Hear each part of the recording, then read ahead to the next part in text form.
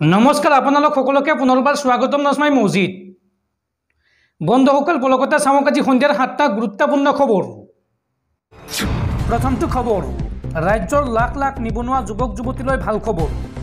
তৃতীয় চতুৰ্থ বৰ্গ আৰু আৰক্ষীৰ নিযুক্তিক লৈ মুখ্যমন্ত্ৰী হিমন্ত বিশ্ব শৰ্মাৰ বৃহৎ ঘোষণা। তৃতীয় চতুৰ্থ বৰ্গ আৰু আৰক্ষীৰ নিযুক্তিক লৈ হিমন্ত বিশ্ব শৰ্মাৰ বৃহৎ ঘোষণা। ADRৰ তৃতীয় বৰ্গৰ পৰীক্ষা অনুষ্ঠিত হ'ব 15, 22 আৰু 29 ছেপ্টেম্বৰত। তিনিটা পৰ্যায়ত অনুষ্ঠিত হ'ব তৃতীয় বৰ্গৰ পৰীক্ষা। 20 আৰু 27 অক্টোবৰত হ'ব চতুৰ্থ বৰ্গৰ পৰীক্ষা। তৃতীয় বৰ্গত 7,500টা পদত হ'ব নিযুক্তি আৰু চতুৰ্থ বৰ্গত হ'ব 4,500টা পদত নিযুক্তি। আৰু লগতে অসম আৰক্ষীৰ নিযুক্তিক লৈও মুখ্যমন্ত্ৰীৰ ডাঙৰ ঘোষণা। অহা 3 অক্টোবৰৰ পৰা আৰম্ভ হ'ব আৰক্ষীৰ ইণ্টাৰভিউ। শাৰীৰিক পৰীক্ষাৰ দিন ঘোষণা মুখ্যমন্ত্ৰীৰ আৰু সকলোকে সাজু হোৱাৰ আহ্বান জনালে মুখ্যমন্ত্ৰীগৰাকীয়ে। অসম আৰক্ষীৰ 6,434টা পদৰ বাবে আৰম্ভ হ'ব শাৰীৰিক পৰীক্ষা। ৰাজ্যৰ নিবনুৱা যুৱক যুৱতীসকলক এইদৰে কেইবাটাও বৃহৎ সুখবৰ দিছে মুখ্যমন্ত্ৰীগৰাকীয়ে। পৰৱৰ্তী খবৰ, বিজেপিয়ে পাপ্পু বুলি কোৱা ৰাহুল গান্ধী এতিয়া প্ৰধানমন্ত্ৰীৰ দৌৰত। নিৰ্বাচনত পৰাজয়ৰ পিছত এই মন্তব্য AIUDF প্ৰধান মৌলানা বদৰুদ্দিন আজমলৰ। দেশৰ 80% মুছলমানে একচেটিয়াভাৱে এইবাৰ ভোট দিছে ইণ্ডিয়া এলায়েন্সক। আৰু বিজেপিয়ে পাপ্পু বুলি কোৱা ৰাহুল গান্ধী এতিয়া প্ৰধানমন্ত্ৰীৰ দৌৰত। এই মন্তব্য AIUDF প্ৰধান মৌলানা বদৰুদ্দিন আজমলৰ। বদৰুদ্দিন আজমলৰ লগতে মন্তব্য কৰি কয় যে এইবাৰ সমগ্ৰ ভাৰততে ঢৌ আহিছিল ইণ্ডিয়া এলায়েন্সৰ। পৰাজয়ৰ পিছত এইদৰে মুখ খুলিছে মৌলানা বদৰুদ্দিন আজমলে। বদৰুদ্দিন আজমলে লগতে কয় যে আমাৰ কিছুমান নেতাৰ ভুলৰ বাবে আমি ধুবুৰীত পৰাস্ত হৈছোঁ। লাগিলে আমি আমাৰ ভুলৰ বাবে ৰাইজৰ ওচৰত ক্ষমা বিচাৰিম আৰু 2026ত 9 শক্তিৰে আগুৱাব AIUDF দল। এই মন্তব্য মৌলানা বদৰুদ্দিন আজমলৰ। পৰৱৰ্তী খবৰ, সাৱধান ৰাজ্যবাসী, ৰাজ্যত পুনৰ হ'ব মুখলধাৰ বৰষুণ। আগন্তুক 4 দিনলৈ ৰাজ্যত হ'ব প্ৰবল বৃষ্টিপাত। এই আগজাননী বতৰ বিজ্ঞান কেন্দ্ৰৰ। বান বিভীষিকাৰ মাৰ নাযাওঁতেই ৰাজ্যবাসীক পুনৰ সতৰ্ক কৰি দিলে বতৰ বিজ্ঞান কেন্দ্ৰই। আগন্তুক 4 দিনলৈ ৰাজ্যত প্ৰবল বৃষ্টিপাতৰ সম্ভাৱনা।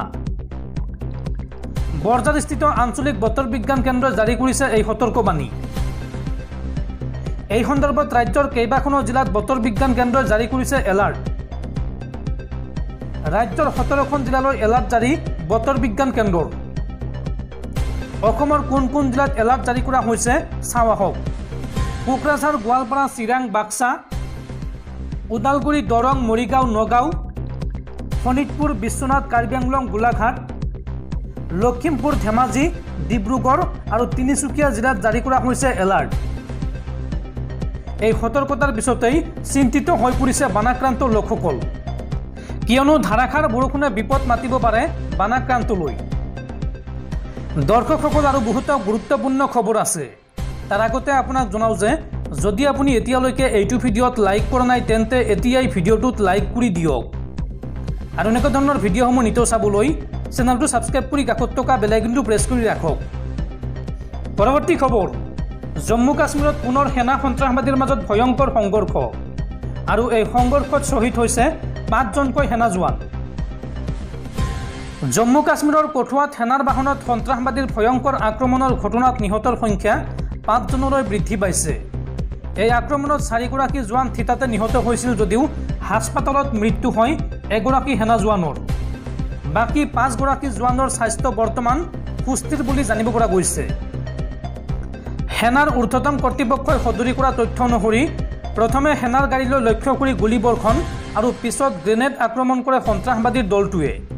এই ঘটনাটোৰ সন্দৰ্ভত সেনাৰ উচ্চতম বিষয়াই জনোৱা অনুসৰি প্ৰথমে গুলী আৰু পিছত গ্ৰেনেড নিক্ষেপ কৰি সন্ত্ৰাসবাদীৰ দলটো কাষৰ ঘন অৰণ্যলৈ পলায়ন কৰে। কঠুৱা চহৰৰ পৰা প্ৰায় 150 কিলোমিটাৰ নিলগত বদনতা জিলাত সংঘটিত হৈছিল এই ঘটনা। উল্লেখযোগ্য যে বিগত ৪৮ ঘণ্টাত এয়া সেনা সন্ত্ৰাসবাদীৰ মাজত দ্বিতীয়টো সংঘৰ্ষ। দেওবাৰে ৰাজৌৰীত সেনাৰ গুলীত নিহত হৈছিল ৬টাকৈ সন্ত্ৰাসবাদী। পৰৱৰ্তী খবৰ, গুৱাহাটী মহানগৰীত পুনৰ ভয়ংকৰ ঘটনা। স্বৰ্গীয় যাদৱ চন্দ্ৰনাথ হোমিওপেথিক মেডিকেল কলেজৰ উপাধ্যক্ষৰ আত্মহত্যা। গুৱাহাটী মহানগৰীৰ অন্তৰ্গত স্বৰ্গীয় যাদৱ চন্দ্ৰনাথ হোমিওপেথিক মেডিকেল কলেজত সংঘটিত হৈছে এক শোকাবহ ঘটনা। চৰম সিদ্ধান্ত বাছি ল'লে মেডিকেল কলেজখনৰ উপাধ্যক্ষ ডাক্তৰ নাৰায়ণ দেৱনাথে। এই পৰ্যন্ত তেওঁৰ মৃত্যুৰ কাৰণ জানিব পৰা হোৱা নাই। প্ৰাপ্ত তথ্য অনুসৰি নিশা আৱাসগৃহটোত অকলে আছিল ৫৭ বছৰীয়া দেৱনাথ। তেওঁৰ প্ৰকৃত ঘৰ আছিল লংকাৰ ডবকাত, কিন্তু বিগত এবছৰে এই আৱাসটোত বাস কৰি আছিল পৰিয়ালটো। ইফালে মাটি ক্ৰয় কৰি নগাঁৱত ঘৰ দুৱাৰ বনাইছিল দেৱনাথে। জানিব পৰা মতে পুৱা প্ৰায় ৬:৪৫ তেওঁক ডিঙিত চিপ লোৱা অৱস্থাত দেখে সমীপৰ ছাত্ৰী নিবাসৰ ছাত্ৰীসকলে, আৰু দণ্ডাধীশৰ উপস্থিতিত নমোৱা হয় মৃতদেহ। উল্লেখযোগ্য যে হোমিওপেথিক মেটেৰিয়া মেডিকেল বিভাগৰ অধ্যাপক তথা চিকিৎসক আছিল নাৰায়ণ দেৱনাথ। পৰৱৰ্তী খবৰ, আজিও অপৰিৱৰ্তিত ৰাজ্যৰ বান পৰিস্থিতি। ৰাজ্যত বানপানীত মৃতকৰ সংখ্যা ৭২ জনলৈ বৃদ্ধি। বৰ্তমানৰ বিপদসীমাৰ ওপৰেৰে বৈছে ব্ৰহ্মপুত্ৰৰ লগতে আন কেইবাটাও নদী। অসমে বিধ্বংসী বানৰ সৈতে যুঁজ অব্যাহত ৰখাৰ সময়তে ৰাজ্যখনৰ বৃহৎ নদীসমূহে বিপদসীমা অতিক্ৰম কৰি বৈ আছে। ব্ৰহ্মপুত্ৰ, সোৱণশিৰি, বুঢ়াদিহিং, দিখৌ, দিচাং, কপিলী, শোণকোষ, বৰাক আৰু কুচিয়াৰা নদীৰ পাৰ ভাঙি ৰাজ্যৰ ২৭খন জিলাৰ প্ৰায় ১৮.৮ লাখ লোকক ক্ষতিগ্ৰস্ত কৰিছে। আৰু বিগত ২৪ ঘণ্টাত পানীৰ স্তৰ কিছু হ্ৰাস পোৱাৰ বিপৰীতে পৰিস্থিতি সংকটজনক হৈয়ে আছে। অসম ৰাজ্যিক দুৰ্যোগ ব্যৱস্থাপনা কৰ্তৃপক্ষই নতুনকৈ ৬জন লোকৰ মৃত্যু হোৱা বুলি নিশ্চিত কৰাৰ পিছত বানত এই পৰ্যন্ত মুঠ মৃতকৰ সংখ্যা ৭২ জনলৈ বৃদ্ধি পালে। বানত মৃত্যুৰ বলি হোৱাৰ ভিতৰত ২ নাবালকো আছে। আৰু এই তালিকাত ধুবুৰী জিলা আটাইতকৈ বেছি ক্ষতিগ্ৰস্ত হৈছে। ৪,৭০,০০০ৰো অধিক লোক আক্ৰান্ত হৈছে ধুবুৰীত বানপানীত।